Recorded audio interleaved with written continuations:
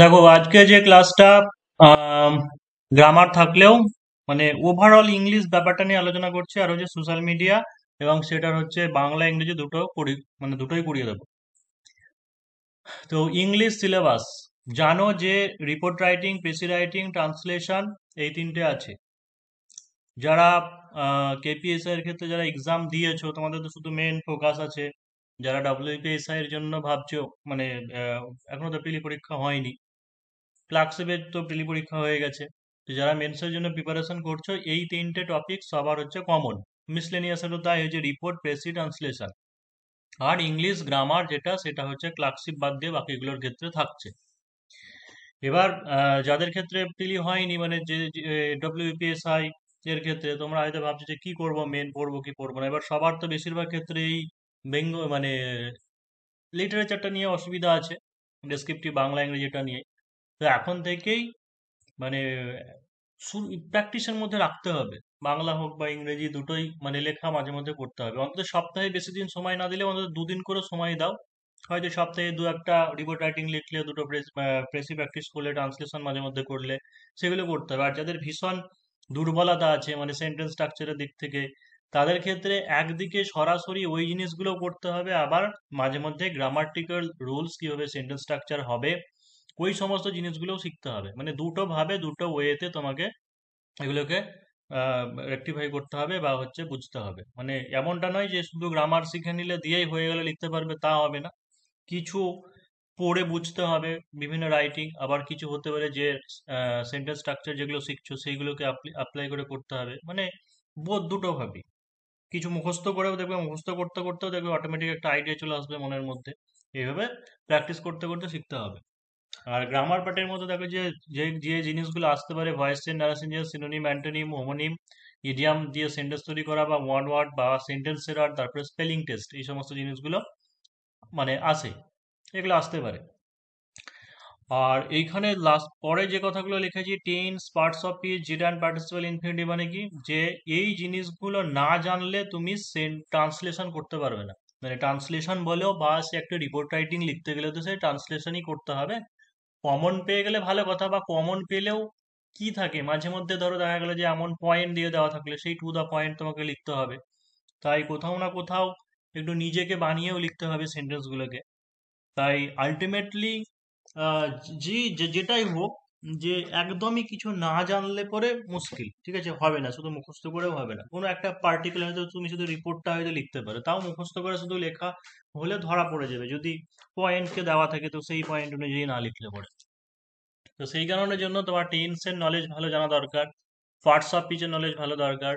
তারপর হচ্ছে জির অ্যান্ড পার্টিসিপেল ইনফিনিটিভ, এটা মানে সিম্পল সেন্টেন্স বা হচ্ছে ক্লজ লিঙ্কারের ব্যবহার, সিম্পল সেন্টেন্স বা কমপ্লেক্স কম্পাউন্ড সেন্টেন্স কিভাবে স্ট্রাকচার করবে, এই জিনিসগুলো বেসিক জিনিস জানতে হবে। তো যারা নতুন আছো চিন্তা নেই, সেগুলো সবই আস্তে আস্তে পরপর হয়ে যাবে।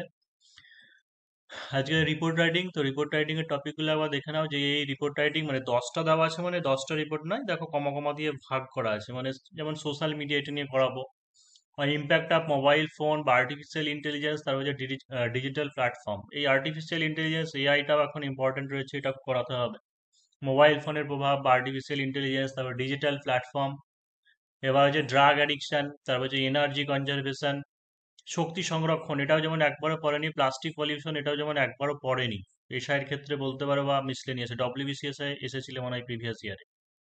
তো মিসলেনিয়াসে ডব্লিউবিসিএস এ পড়েছিল, এতে তো আর পড়েনি। বা প্লাস্টিক পলিউশন এনার্জি, এটা এসআই পুলিশের পরীক্ষার ক্ষেত্রে ভীষণ ইম্পর্টেন্ট আছে। এয়ার ওয়াটার সাউন্ড পলিউশন, তারপরে যে রোড কোন অ্যাক্সিডেন্ট সংক্রান্ত, road accident, train accident, fire accident, earthquake, flood, ecosystem, তারপরে হচ্ছে biodiversity, awareness campaign, save drive save life, এটা যেমন ডব্লিউপিএসএ 2000 করোনার বছর 20 মানে 20 সালে পড়েছিল। ট্রি প্ল্যান্টেশন ড্রাইভ, তারপর যে উইমেন এম্পাওয়ারমেন্ট, তারপর হচ্ছে ragging.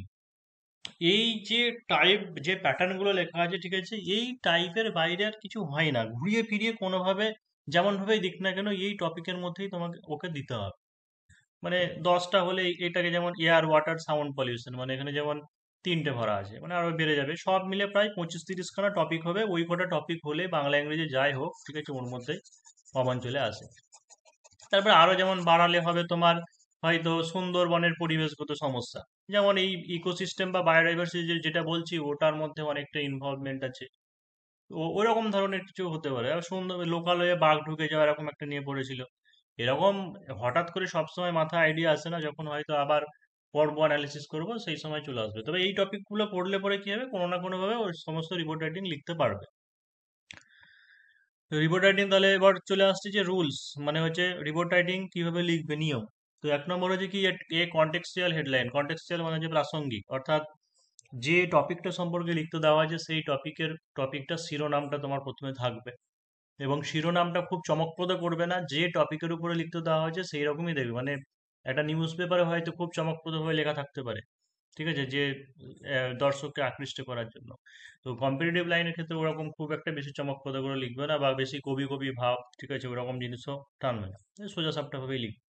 In first paragraph describe the topic in brief.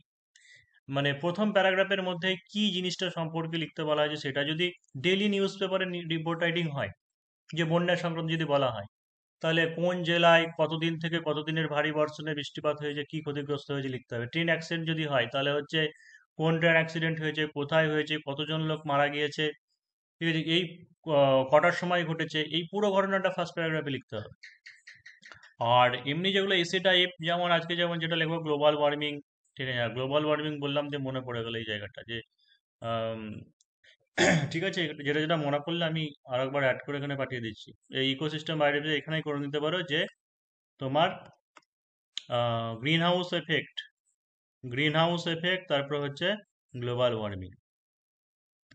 যেমন green house effect, global warming, বা আজকে যেটা লেখাবো, এইগুলোকে বলতে পারো একটা এসে টাইপ। মানে এটা গতকাল হয়েছে বলে বা এরকম তো জিনিস নয়, ঠিক আছে। এগুলো হচ্ছে যে সোশ্যাল মিডিয়া বর্তমান সমাজে একটা যে সমস্যা তৈরি হয়েছে, বা জিনিসটা কি, কিভাবে কি ক্ষতিগ্রস্ত হচ্ছে, বা এর ভালো দিকে কি আছে, সেই সমস্ত বিষয় নিয়ে আলোচনা। তো ওটাও সোশ্যাল মিডিয়া জিনিসটা কি সেটা ফার্স্ট প্যারাগ্রাফের মধ্যে থাকবে। 4 নম্বর কি আছে, in second paragraph arrange the topic sequentially. অর্থাৎ যে টপিকটাকে আমরা লিখছি সেকেন্ড প্যারাগ্রাফে বিস্তারিত আলোচনা করতে হবে। আর in case of editorial or হচ্ছে এসে টাইপ, মানে যেগুলো বললাম সম্পাদকীয় বিভাগ বা হচ্ছে essay type, according to the points arrange your writing, ঠিক আছে, অর্থাৎ পয়েন্ট অনুযায়ী কি করতে হবে, তোমার লেখাটাকে লিখতে হবে। কারণ বেশিরভাগ ক্ষেত্রে এই মিসলেনিয়াস বা হচ্ছে এসআইয়ের ক্ষেত্রে, যেমন বাংলাগুলোর ক্ষেত্রে বিশেষ করে, সব পয়েন্ট বলে দেয়। মানে সোশ্যাল মিডিয়া যদি বলা থাকে তাহলে প্রথমে লেখা থাকবে যে সমাজ মাধ্যম কি, তারপরে হয়তো পয়েন্ট দিলেও যে সমাজ মাধ্যমের আমাদের এর যে ভালো দিক, ঠিক আছে, ভালো দিকগুলো দিল বা খারাপ দিক দিল। তারপরে দিল হচ্ছে বর্তমান সমাজের উপরে প্রভাব, বা দিল ছাত্র সমাজের উপরে প্রভাব।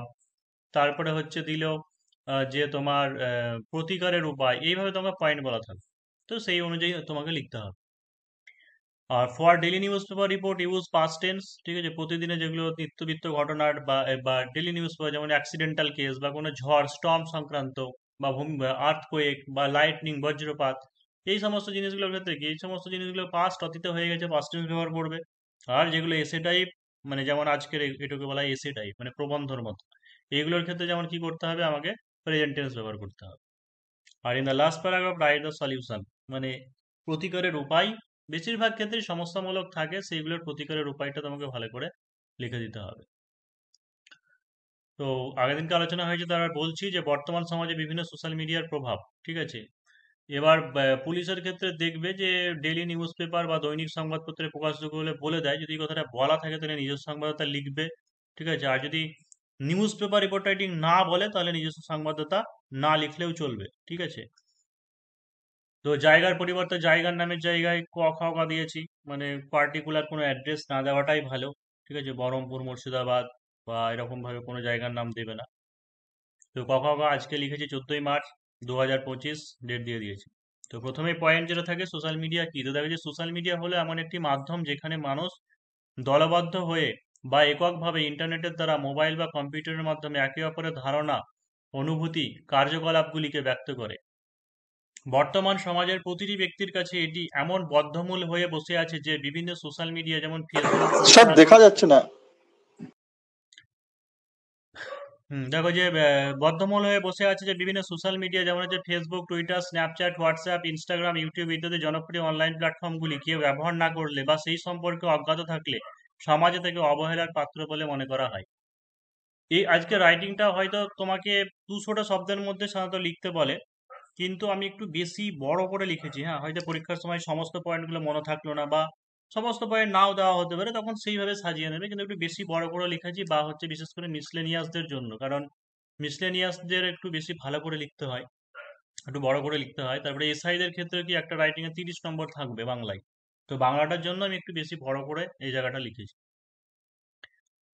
তো তারপরে দেখো যে সেকেন্ড কি, যে এই যে লাইনটা আছে এই লাইনটাকে তুমি লিখতেও পারো নাও লিখতে পারো।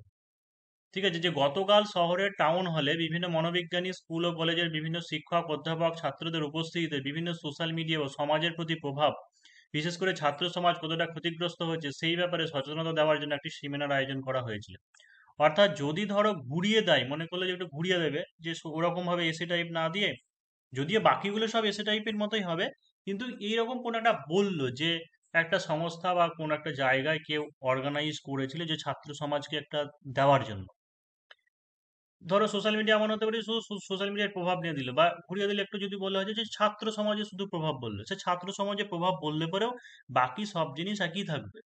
সেই জন্য এটা ঘিরে রাখছি, যদি বলা থাকে যে এরকম হয়েছে বা সচেতনতা কোনো সেমিনার হয়েছে তাহলে লিখবে, আদারওয়াইজ লেখার দরকার নেই। গ্লোবাল স্টেট ডিজিটাল, এই যে তথ্যগুলো, ঠিক আছে, এইগুলো তোমাকে তথ্য দাও তা তো বলা থাকবে না, কিন্তু এরকম ধরনের রাইটিং গুলোর ক্ষেত্রে তথ্যগুলো আগে থেকে তোমাকে কালেক্ট করে রাখা উচিত, মানে পড়তে হবে, তাহলে একটা ভালো মার্কস পাওয়া যাবে। যে গ্লোবাল স্টেট ডিজিটাল 2025-এর তথ্য অনুযায়ী সারা বিশ্বে প্রায় 5.24 বিলিয়ন মানুষ, অর্থাৎ মোট জনসংখ্যার প্রায় 67% সামাজিক মাধ্যমের সঙ্গে যুক্ত, যার মধ্যে 16 থেকে 28 বছর বয়সের প্রায় 65% ছাত্র এর সঙ্গে জড়িত। সব থেকে বেশি সোশ্যাল মিডিয়া ব্যবহারকারী দেশ চীন এবং ভারত, যাদের প্রায় 98% ব্যক্তি মোবাইলের সাহায্যে বা মোবাইলে 4 ঘন্টা করে সময় কাটায়।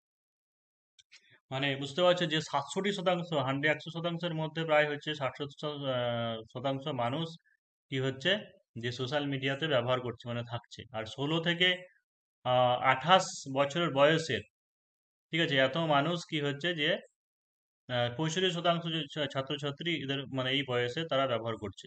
এবং সব থেকে এমনিতে জনসংখ্যা জানো যে 1/3 জনসংখ্যা চীন আর ভারতেই আছে। তো এতজন মানুষ কি হচ্ছে যে সময় কাটাচ্ছে। তরুণ থেকে বৃদ্ধ, তারপরে ধনী থেকে গরিব, নারী থেকে পুরুষ, প্রত্যেকে গোটা বিশ্বকে আঙুলের একটি স্পর্শে ক্ষুদ্র জগৎ বানিয়ে নিয়েছে।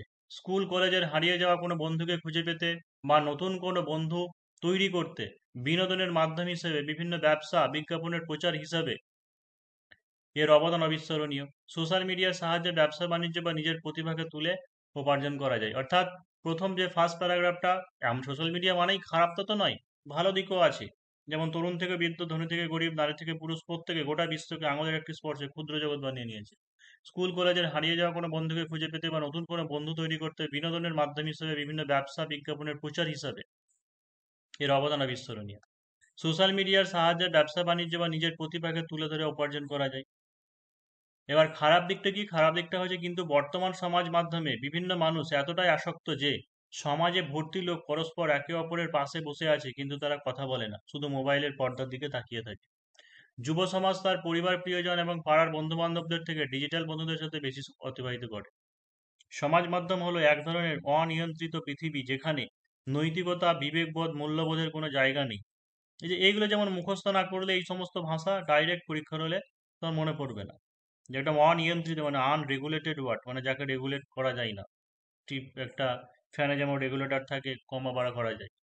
তো যে অনিয়ন্ত্রিত পৃথিবী, যেখানে নৈতিকতা, বিবেকবোধ, মূল্যবোধের কোনো জায়গা নেই। অনেক সময় হত্যা, দুর্ঘটনা, ধর্ষণকাণ্ড, হিংসা, নগ্নতা, যৌনতা ইত্যাদি কুরুচিপূর্ণ ভিডিও বার্তার সাহায্যে যুব সমাজকে কুপথে চালিত করা হয়। এবং মানুষ যা কিছু দেখে তার স্মৃতিতে সেগুলো নথিভুক্ত হয়ে যাওয়ার কারণে অনেকে গোটা পৃথিবীটাকে খারাপ ভাবে। সোশ্যাল মিডিয়ার বেশি আসক্তি হওয়ার কারণে হৃদরোগ, ডায়াবেটিস, মেজাজ খিটখিটে, চোখের অসুখ, মাথা ব্যথা ইত্যাদি অসুখের পরিমাণ বৃদ্ধি পাচ্ছে। সোশ্যাল মিডিয়ার অনিয়ন্ত্রিত ব্যবহার কমাতে সমস্ত মানুষকে, বিশেষ করে ছাত্র সমাজকে খেলাধুলা, গান, এবার কি হয়েছে লাস্ট প্যারাগ্রাফে, প্রতিকারের উপায়।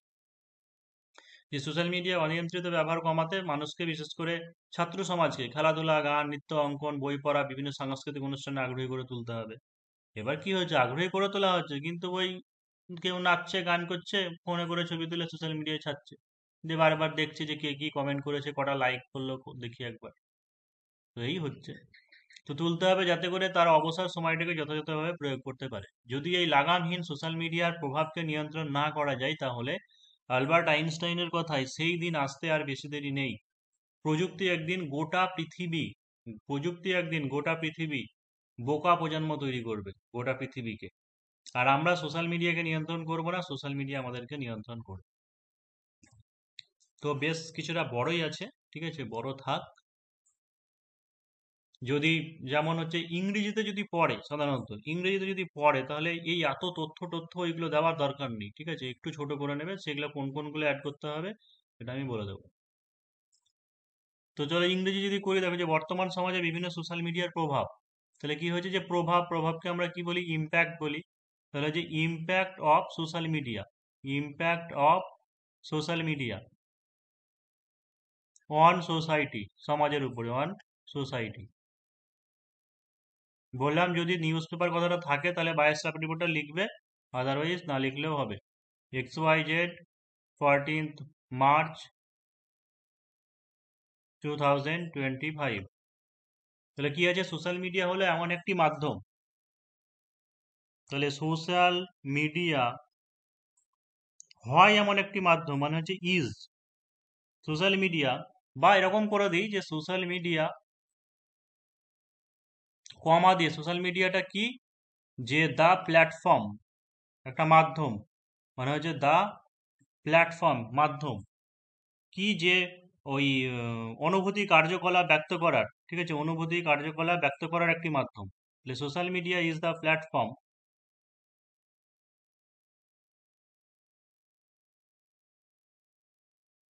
Of interaction, of interaction and activities between individuals or groups of people।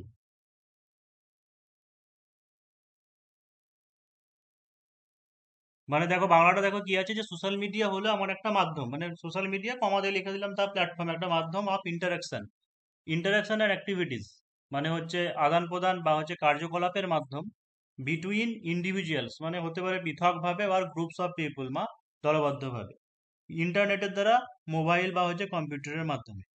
ঠিক আছে, তো হচ্ছে থ্রু মোবাইল অ্যান্ড ইন্টারনেট।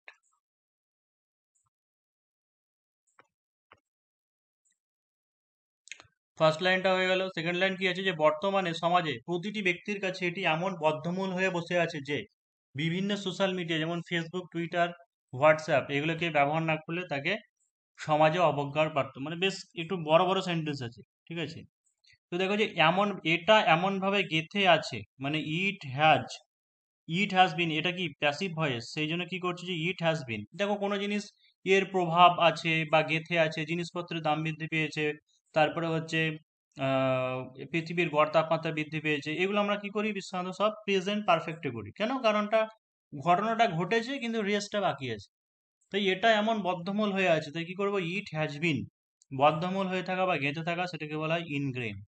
তাহলে যে it has been ইনগ্রেন্ড, it has been ইনগ্রেন্ড into the society, into the society, so সমাজে গেঁথে আছে, বদ্ধমূল হয়ে আছে। So so extremely that it is virtually impossible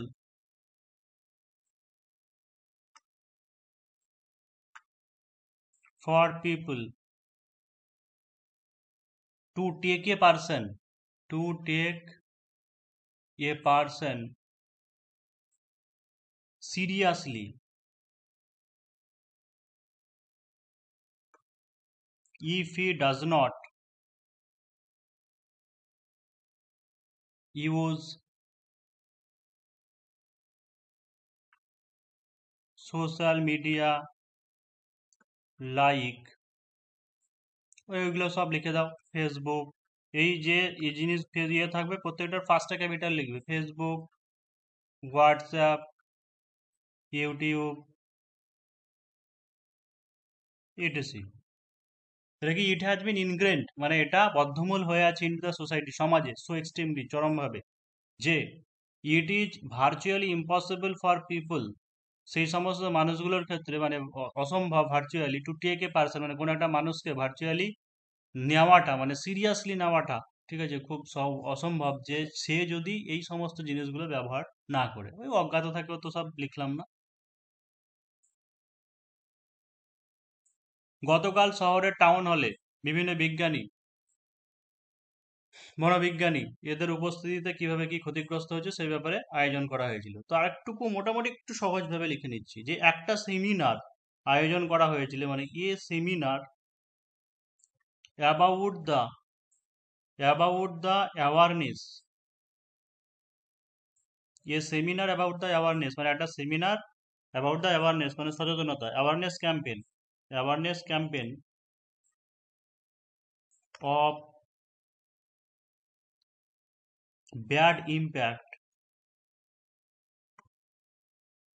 of social media. দেখো, অফ মানে হচ্ছে এর বিভক্তির কাজ করে, মানে কি লিখেছি, যে সমাজ মাধ্যমের খারাপ প্রভাবের সচেতনতা অভিযান। তাই কি লিখেছি, যে যখন ইংরেজি হবে তখন পরেরটা আগে আসবে, মানে the awareness campaign of bad impact of social media, মানে সমাজ মাধ্যমের খারাপ প্রভাবের সচেতনতা অভিযান সংক্রান্ত একটা সেমিনার। ঠিক আছে, এতটুকু সাবজেক্ট হলো, কিন্তু আয়োজন করা হয়েছিল, মানে এটা পাস্ট টেন্সে হবে, যে ওয়াজ অর্গানাইজড, এই যে ওয়াজ অর্গানাইজড, আয়োজন করা হয়েছিল by renowned psychologist,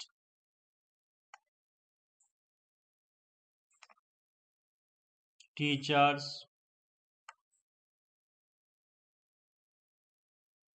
and students in the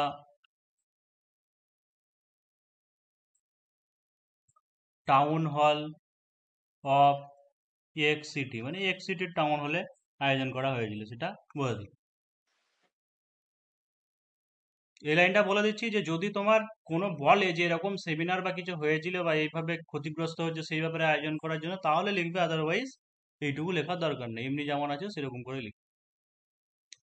global state digital 2025-এর তথ্য অনুযায়ী সারা বিশ্বে প্রায় এত বিলিয়ন মানুষ কি করে, এই জায়গাটা একটু ভালো করে দেখে নাও, যে according to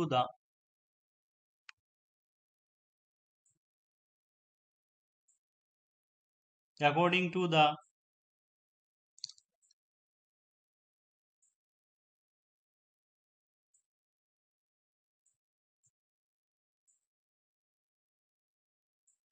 global state,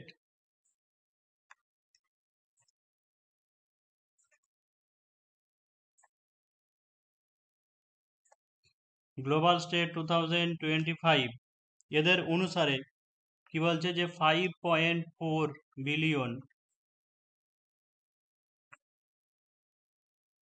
and 67%,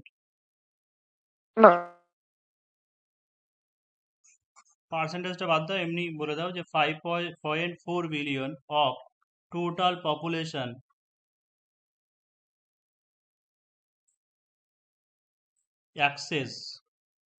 access করা বলে, তার মানে অ্যাক্সেস